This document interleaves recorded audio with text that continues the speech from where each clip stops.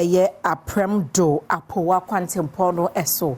Nesansa kwan no enye papa ne mu ntokura kase nti no ashankafo ne akwantufo nam kwan no so no nya grokra se no ebi nko ne bia ba na se makeka se ani se ya ama traffic ne mu aye dendende na Adom kase ani bi ahwetwenko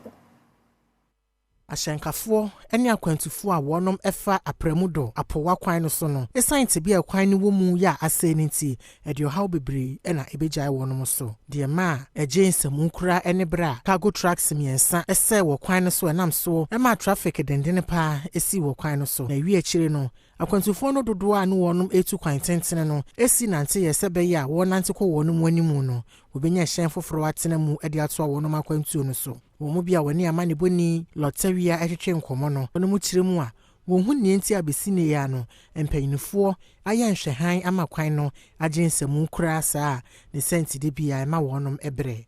yale bla sisi anapede ede ye park for be 2 hours na kwan na esi for abet asema me ka champion ni se me fra to kojo krom ameko aguna around be 4 o'clock and meduru ya traffic we asia ma parking me car mentimi nko pem sa amrewi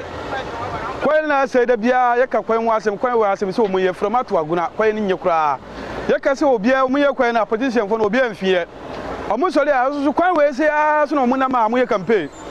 Franklin Dan Kofi assemblyman ewo Apowa electoral area yamani boni ene ne twetwe nkomo a wono so de nsem sei eto aso what kind fact